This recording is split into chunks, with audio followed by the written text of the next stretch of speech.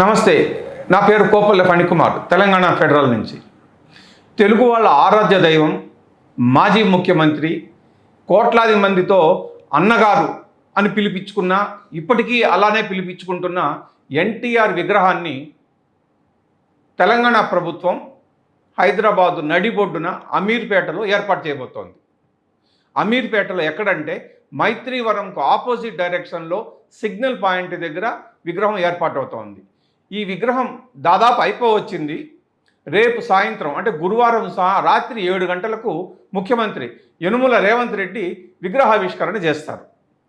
ఈ విగ్రహాన్ని doctor BR Ambedkar Konaseema జిల్లా కొత్తపేట నియోజకవర్గంలో తయారు చేశారు. ప్రముఖ శిల్పి రాజశేఖర వడయార్ దీన్ని తయారు చేశారు. 18 అడుగుల కాంస్య విగ్రహం తయారు చేయడానికి వడయారుకు సుమారు 2 నెలలు పట్టింది. ఒక వారం రోజుల క్రిందటే కొత్తపేట నుంచి హైదరాబాదుకు విగ్రహాన్ని తీసుకొచ్చారు. విగ్రహానికి సంబంధించిన ఏర్పాటు చేయడానికి సంబంధించిన దిమ్మె కడుతున్నారు. ఆ దిమ్మె కూడా అయిపోవచ్చింది. విగ్రహాన్ని దిమ్మె మీద ప్రతిష్ఠించారు. కింద నుంచి పై వరకు మొత్తం కలిపి 18 అడుగులు ఉంటుంది విగ్రహం. ఆంధ్రుల ఆరాధ్య దైవం మాజీ ముఖ్యమంత్రి ఎన్టీ రామారావు విగ్రహం ఇక్కడ ఆవిష్కరిస్తున్నారు. దీనికి సంబంధించి మనతో మాట్లాడడానికి చిన్న శ్రీశైలం యాదవ్ గారు ఉన్నారు. ఒకసారి దాని గురించి వివరాలు ఒకసారి వివరించండి, చెప్పండి. ముఖ్యంగా ఖైరతాబాద్ కాన్స్టిట్యూషన్ ఉన్నప్పటి నుండి ఎప్పటి నుండో మాకు ఎన్టీఆర్ విగ్రహం పెట్టాలని ఆలోచన ఉండే.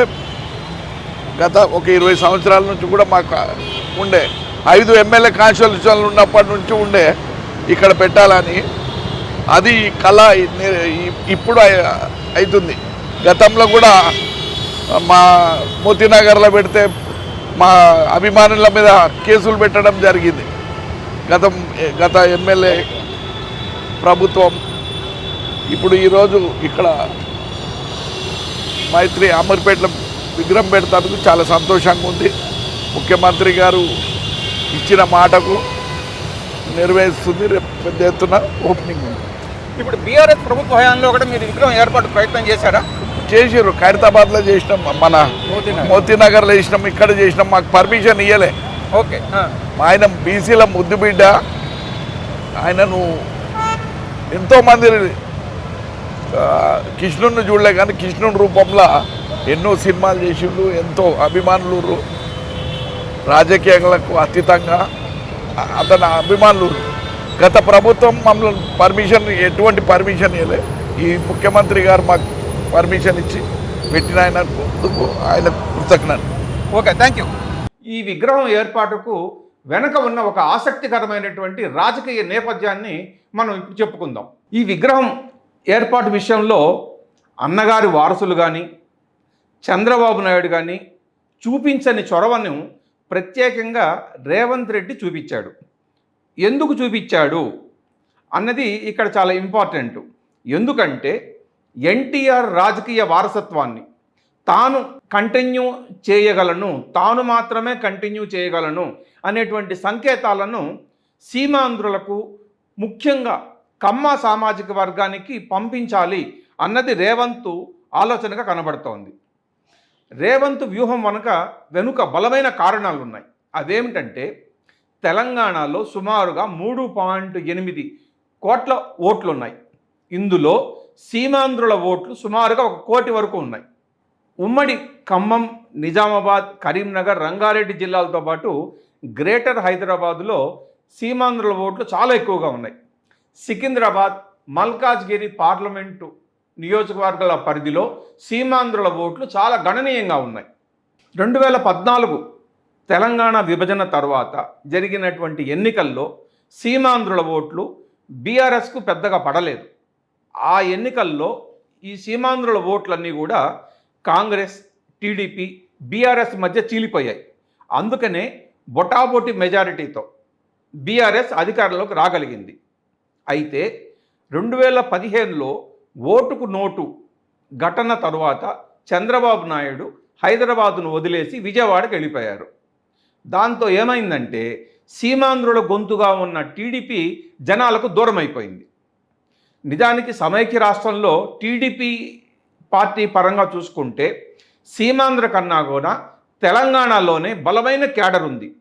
కమ్మవాళ్ళు, ముఖ్యంగా బీసీ లీడర్లు, బీసీ సామాజిక వర్గం మొత్తం టీడీపీతోనే ఉండిపోయింది.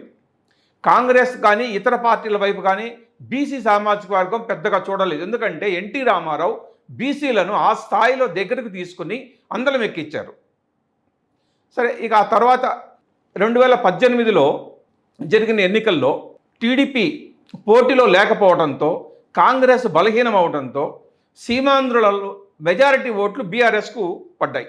బీఆర్ఎస్ హయాంలో సీమాంధ్రుల్లోని ప్రముఖ విగ్రహాలు పెట్టడానికి ఎవరు చొరవ చూపించలేదు. ఎందుకు చూపించలేదు అంటే, తెలంగాణ ఉద్యమ కాలంలో ట్యాంకు బండు మీద ఎన్టీఆర్ ముఖ్యమంత్రిగా ఉన్నప్పుడు ఏర్పాటు చేసినటువంటి ప్రముఖులు, అంటే కవులు, రచయితలు, సముద్రాల రాఘవాచార్యులు, తిక్కన శ్రీనాథుడు, కందుకూరు వీరేశలింగం పంతులు, గురజాడ అప్పారావు లాంటి వాళ్ళ విగ్రహాలను ధ్వంసం చేసేశారు. ఆ విగ్రహాలను మళ్ళీ పునఃప్రతిష్ఠించేందుకు అప్పటి ముఖ్యమంత్రి కిరణ్ కుమార్ రెడ్డి ప్రభుత్వం ప్రయత్నం చేసింది. అయితే ఆ ప్రయత్నాన్ని ఆందోళనకారులు అడ్డుకున్నారు. తాము ధ్వంసం చేసిన విగ్రహాలను కనుక ప్రభుత్వం మళ్ళీ పునఃప్రతిష్ఠిస్తే దాన్ని మళ్ళీ దాడి చేసి మళ్ళీ ధ్వంసం చేస్తారని ఒక హెచ్చరిక జారీ చేశారు. దాంతో ఎందుకు వచ్చిన తలనొప్పిల వీళ్లతో అని ప్రభుత్వం అప్పట్లో ఆలోచన విరమించుకున్నది. అప్పటి నుంచి సీమాంధ్రుల విగ్రహాలు తెలంగాణలో, ముఖ్యంగా హైదరాబాద్లో ఇప్పటి వరకు మళ్ళీ ఏర్పాటు కాలేదు. మధ్యలో అంటే కేసీఆర్ హయాంలోనే ఒక్కసారి ఒక విగ్రహం ఎన్టీఆర్దే ఏర్పాటైంది. అది కూడా ఖమ్మం జిల్లాలో మాత్రమే ఏర్పాటైంది. అంతకుముందు ఏర్పాటైనటువంటి విగ్రహాలు అంటే మామూలుగా సీమాంధ్రకు సంబంధించిన రాజకీయంలో అత్యంత ప్రముఖులుగా జనాలందరితో ఆమోదించింది ఎవరంటే ఎన్టీఆర్, వైఎస్ఆర్. ఇద్దరు విగ్రహాలను కూడా తెలంగాణలో చాలా ఉన్నాయి. కానీ బీఆర్ఎస్ కాలం దగ్గర నుంచి వాటిని ఎవరు పట్టించుకోకపోవడంతో అవి దుమ్ముగొట్టుకుపోయి, అక్కడక్కడ పెచ్చులు ఊడిపోయి, కాళ్ళు చేతులు లాంటివి విరిగిపోయి, ఇక రకరకాల స్థితిలో జీర్ణావస్థలో ఉండిపోయినాయి. ఇప్పుడు కూడా అదే స్థితిలో ఉన్నాయి కొన్ని వందల వేల విగ్రహాలు వాళ్ళవి. అయితే ఎవరు పట్టించుకోలేదు. ఎందుకంటే అధికారంలో ఉన్నది బీఆర్ఎస్ కాబట్టి దానికి ఏమన్నా చేస్తే మళ్ళీ ఎక్కడ సమస్య వస్తుందో అన్న ఉద్దేశంతో ఎవరు పట్టించుకోలేదు. అయితే 2023 మారిన రాజకీయ పరిస్థితుల కారణంగా బీఆర్ఎస్ ఓడిపోయి కాంగ్రెస్ పార్టీ అధికారంలోకి వచ్చింది. అప్పటి ఎన్నికలకు మునుపు కొన్ని సమీకరణలు మారిపోయినాయి. దాంతో ఏమైంది, సీమాంధ్రుల ఓట్లలో మెజారిటీ కాంగ్రెస్కు మద్దతుగా నిలబడ్డాయి. అప్పుడు రేవంత్ రెడ్డి సీఎం అయ్యారు.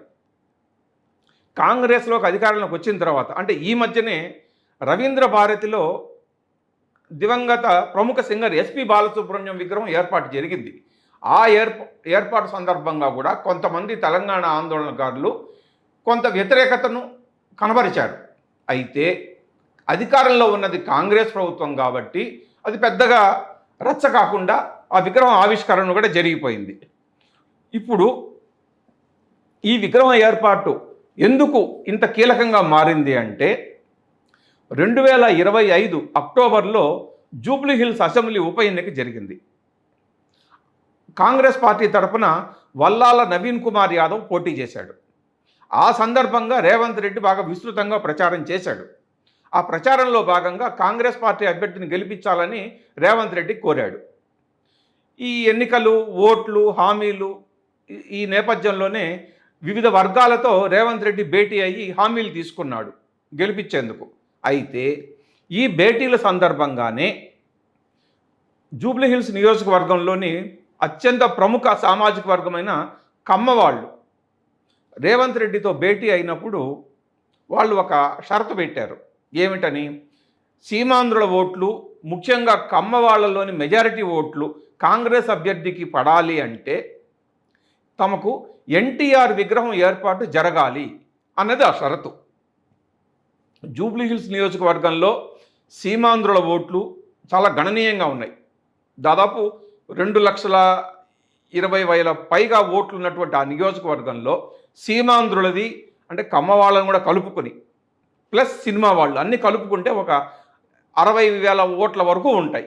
ఈ ఓట్లన్నీ కానీ లేకపోతే ఇందులో మెజారిటీ ఓట్లు కానీ పడాలి అంటే ఖచ్చితంగా తమకు ఎన్టీఆర్ విగ్రహం ఏర్పాటు చేయాల్సిందే అని వాళ్ళు ఒక షరతు పెట్టారు.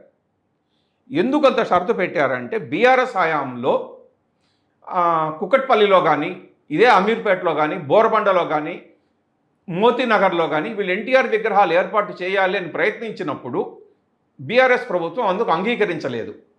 స్థలం ప్రైవేటుదైనా కానీ ప్రభుత్వం అనుమతి ఇవ్వలేదు. ప్రభుత్వం అనుమతి లేకుండా వాళ్ళు విగ్రహాలు పెడితే ఎక్కడ సమస్య వస్తుందో, కేసులు నమోదు చేస్తారన్న భయంతో వాళ్ళు ఆగిపోయారు. ఎన్టీఆర్ మీద ఉన్నటువంటి అభిమానంతో వాళ్ళు విగ్రహాలు పెట్టడానికి ముందుకు వచ్చినా కేసీఆర్ ప్రభుత్వం అనుమతించని కారణంగానే వాళ్ళు వెనక్కి తగ్గాల్సి వచ్చింది. ఇవన్నీ దృష్టిలో పెట్టుకుని ఇప్పుడు అధికారంలో ఉన్నది కాంగ్రెస్ ప్రభుత్వం కాబట్టి, ముఖ్యమంత్రిగా రేవంత్ రెడ్డి ఉన్నాడు కాబట్టి ఈ కమ్మ ప్రముఖులందరూ కూడా ఎన్టీఆర్ విగ్రహం ఏర్పాటుకు హామీ అడిగారు. సో అప్పుడు రేవంత్ రెడ్డి వాళ్లకు హామీ ఇచ్చాడు.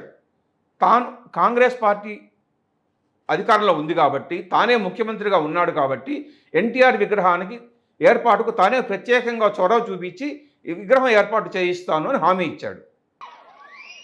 తెలుగు రాష్ట్రాలలో ఎన్టీఆర్ అభిమానులు కానోళ్ళు ఎవరైనా ఉంటారా? ఎన్టీఆర్ విగ్రహం అమీర్పేట మైత్రివనంలో పెడతంటే వద్దనే దుర్మార్గుడు ఎవడన్నా ఉంటాడా? ఉంటే ఆ దుర్మార్గులను మూసిలేసి బొంద పెడదాం. అమీర్పేట చౌరస్తలో పెద్ద ఆయన ఎన్టీఆర్ విగ్రహం పెట్టుకుందాం. పెట్టుడు కాదు, నేనే వస్తా, నేనే ముఖ్యమంత్రిగా పెద్ద ఆయన ఎన్టీఆర్ విగ్రహాన్ని ఆవిష్కరించే బాధ్యత నాది. మనందరం అన్నా అని పిలుచుకునే పెద్దలు నందమూరి తారక రామారావు గారి విగ్రహాన్ని పెట్టించే బాధ్యత అనిల్ యాదవ్కు నవీన్ యాదవ్కు, అనిల్ యాదవ్కు వీళ్ళిద్దరికి నేను అప్పచెప్తున్నా. నేను ప్రారంభించే బాధ్యత నాది. సరే, ఆ తర్వాత కాంగ్రెస్ పార్టీ అక్కడ గెలిచింది. నవీన్ కుమార్ యాదవ్ ఎమ్మెల్యే కూడా అయ్యాడు. వీటన్నిటినీ దృష్టిలో పెట్టుకుని కమ్మా ప్రముఖులు ఈ మధ్య అంటే ఒక 5-6 నెలల కిందట రేవంత్ను కలిసినప్పుడు ఎన్టీఆర్ విగ్రహ ప్రస్తావన తీసుకొచ్చారు. దాంతో ఎన్టీఆర్ విగ్రహాన్ని ఏర్పాటు చేయాలి అనేటువంటి బాధ్యతను వ్యవసాయ శాఖ మంత్రి తుమ్మల నాగేశ్వరరావుకు, జూబ్లీహిల్స్ ఎమ్మెల్యే నవీన్ కుమార్ యాదవ్కు రేవంత్ అప్పగించారు. సో వీళ్ళిద్దరి ఆధ్వర్యంలోనే ఇప్పుడు ఎన్టీఆర్ విగ్రహం ఏర్పాటు అయింది. ఈ విగ్రహాన్ని ఈరోజు తీసుకొచ్చి పెట్టారు కూడా, దిమ్మె మీద పెట్టారు. ఇదే విగ్రహాన్ని రేపు రాత్రి రేవంత్ రెడ్డి ఆవిష్కరించబోతున్నాడు. సో ఎన్టీఆర్ విగ్రహం వెనుక రేవంత్ రాజకీయ వ్యూహం ఇంత బలంగా ఉందనేది అర్థమవుతోంది. విగ్రహం ఏర్పాటు తర్వాత ఇంకెన్ని విగ్రహాలు ఏర్పాటుకు ప్రతిపాదనలు వస్తాయో, ప్రభుత్వం అంగీకరిస్తుందో, ఇవన్నీ కూడా చూడాల్సిందే. Thank you.